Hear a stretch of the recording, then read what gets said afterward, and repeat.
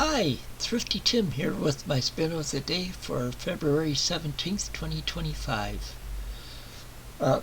Today's spin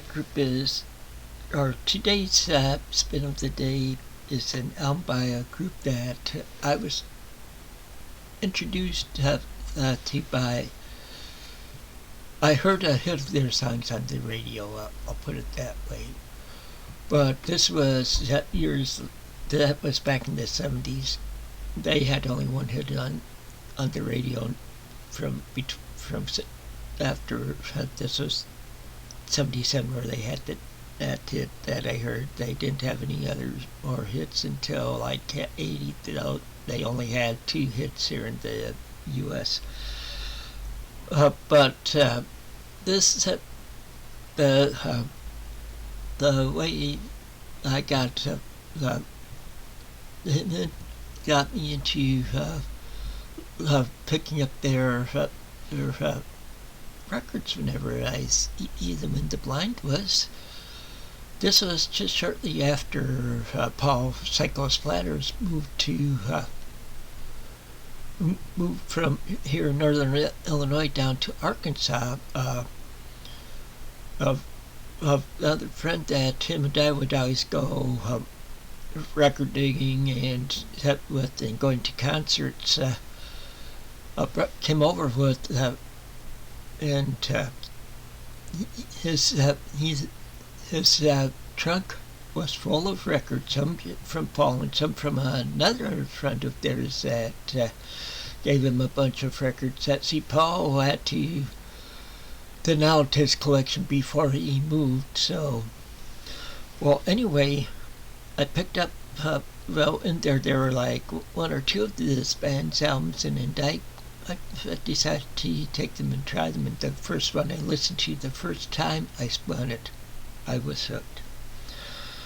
Well, anyway, for a little bit of history, the band was formed in Staffordshire,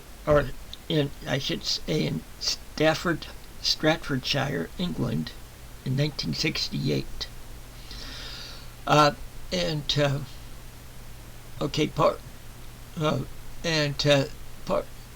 the band's name in the middle was Chicago.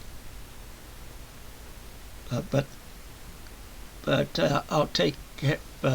took it out in 72 so they wouldn't get confused with the band Chicago. Well, the group is the Climax Blues Band. Today's the album the spin that my computer picked today is Lucky for Some from 1981. But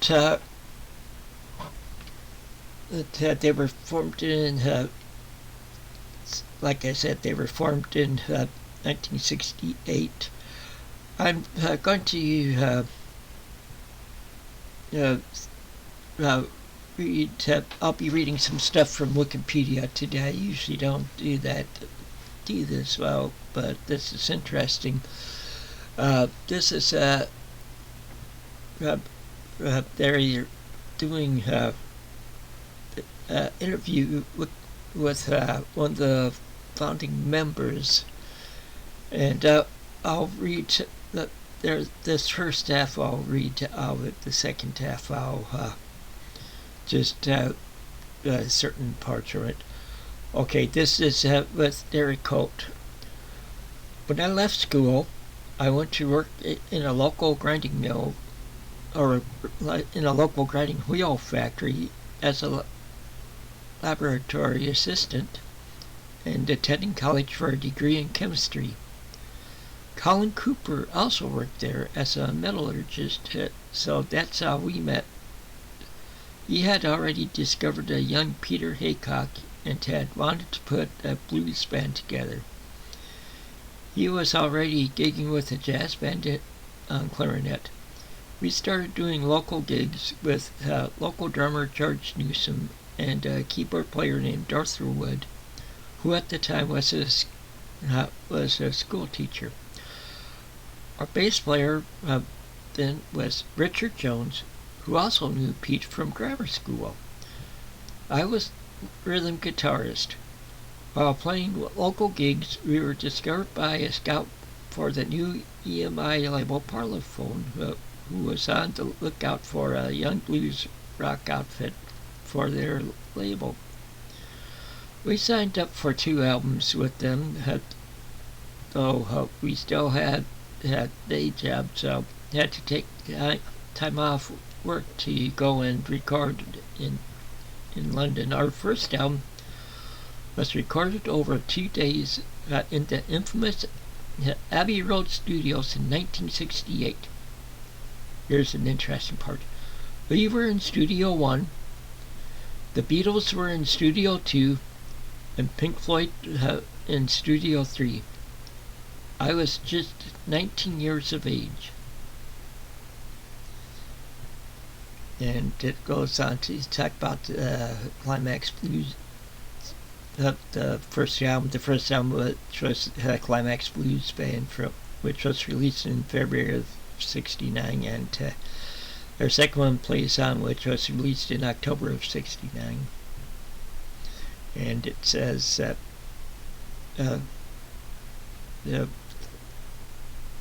they were released on Parlophone, and the first official productions by Chris Thomas, who worked with the Beatles and would go on to produce Roxy Music, Elton John, and many others. And in '69, Hope began playing bass with the band. And they switched over to Harvest Records in 1970.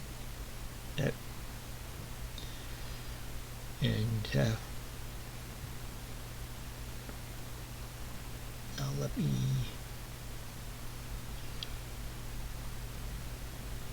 Yeah, well, with the changing the name, they said in 1971 the band toyed with the idea of renaming Climax Chicago, but in 1972 they opted for the shortened moniker of Climax Blues Band to avoid confusion with the group Chicago.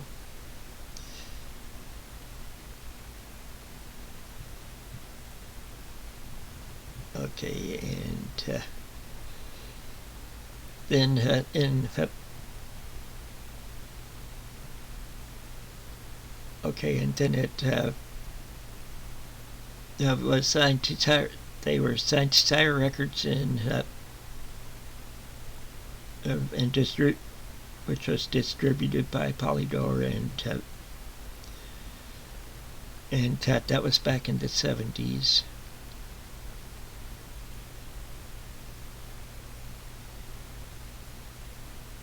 Okay, now I'm about to the second part of the... Oh, okay. And and it talks about like the album's gold-plated and couldn't get it right. And it says, the latter 2 albums were handled through their manager Miles Copeland's BTM label in the UK. But Copeland and the band were severed ties by 1977, and the group's label, Sire Records, became a subsidiary of Warner Brothers. That same year, Copeland then sued the band, but both parties quickly settled out of court for £100,000.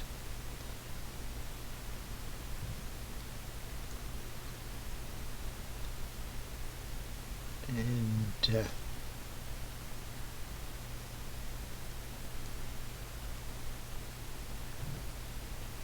they're going on to talk about the different recordings. Now back to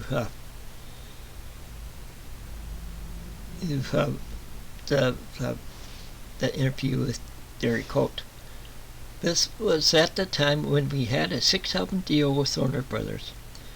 Everyone was writing songs to try and get theirs on. I had a little studio set up. When I say, I mean, little, you have one corner of a bedroom with a Fender Rhodes electric piano, a 4-track recorder, and a very small drum kit, a few guitars, one microphone, and one microphone. I remember one night I just going in there, I sat down at the piano and set the recorder and just started playing into the intro and chords to I Love You. I wrote the whole structure of the song in a couple of takes, including the key change to the solo, which I thought was quite clever. How I came back to the bridge, then played rough feel on my very basic drum kit. Next I added the guitar solo, which just seemed naturally that would fit. I played it by bending the strings. It wasn't a slide guitar. Then I put the bass on, sat down, and outpoured the lyrics from nowhere. Then I sang it and did all the harmonies myself. But the irony of I Love You is that I played it to the band and they didn't like it. I thought it was the best and most complete song I've ever written. We had our producer John Ryan come to England from LA to run through the tracks for our next album. He was sent to pre-produce our songs and asked us if anyone had any more songs. I said I have this one, but the band doesn't like it. I played my cassette recording for him, and he loved it. He even said he thought it was a hit. We arrived in LA to record the album at Sound City Studios. When it came to I Love You, our producer got Nicky Hopkins. So Nicky Hopkins plays on the album to play grand piano, so it was me at the Fender Rhodes piano, Nicky by my side at the grand, and John Cuffey on the drums. The three of us laid down the basic track. I put on the bass, sang it, and did all the harmonies. Pete Haycock played my guitar solo with his slide, and Colin Cooper wasn't even on the track. And the producer decided to get a string section on the track, which was icing on the cake. Warner Brothers came to the album to launch the studio for the execs to have a listen. They all raved about it. I Love You. They all raved about I Love You. They got behind it and it became a hit. Personally, I thought it just sounded incredible. Up until the Flying the Flag album, we used to split songwriting royalties for equal ways, as we were all credited with writing songs. For this album, we had a meeting to discuss starting to have songwriting credits split separately. I lost the argument and kept it all the same as before, and ended up getting 100% of my own song, Ironic. The song became a hit. It was the start of me becoming a lead singer, which worried the others. We had a major U.S. tour, but both Colin and Pete didn't want to go on the road to promote my career. So even with the song high up in the U.S. charts, our second bite of the cherry, so to speak, they actually chose to cancel our U.S. tour and not back me up, instead of just being grateful for another hit. The record company was angry and basically stopped promoting our albums after that. Never got to tour and sing the song I have sung live. I feel so greatly cheated out of performing it. But it became a real popular radio song, and of course a lot of people fell in love because of it. I get emails all the time from people who actually got married because of it, even having it played at their first dance at their reception.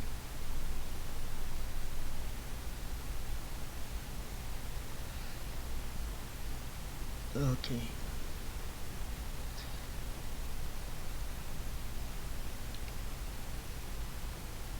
Yeah, I'm trying to Okay.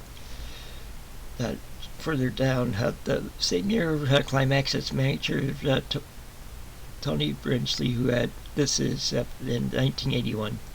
The same year, Climax's Tony Brinsley, who had managed them since 1977, after taking the reins from Miles Copeland, was suddenly let go in favor of Phil Banfield, who helped to extricate them from Warner's and got them signed to Virgin Records, where he had more influence.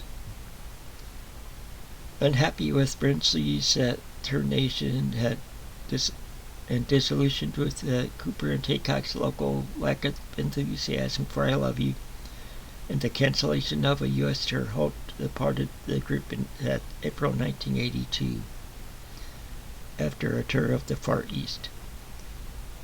Hopefully you've left as well soon after, and George Glover from Cyril Dagwood Players joined the band and on keyboards and backing vocals in the fall of 81. And then it just says Holt went on to join drummer Brendan Day and Nectar guitarist Roy Albrighton to record an album under the name of Grand Alliance for the A&M label. Well, that's all I'm reading from that. So by the time they did this album, they just were too happy. I know I've gone a good while on here, but I'll just go through the songs on them. On side one, the songs are Victim, Cutting Up Rough, Shake It Lucy, Oceans Apart, and Breakdown. Side 2 has Darlin', This Time You're the Singer, Last Chance Saloon, and ends off with They'd Never Believe Us. Okay, for my favorite on here, I wanted something that had the blues sound, but still also rocked. So that eliminated Doll of Side 2 and also Oceans Apart. And after listening to the other four songs again,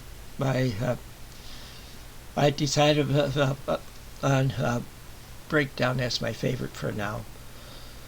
Well, that's all I have for today. I'm sorry about it being so long, but I'll be back later today with my daily short story, and then back tomorrow morning with another spin of the day. So until then, take it easy and keep on reading.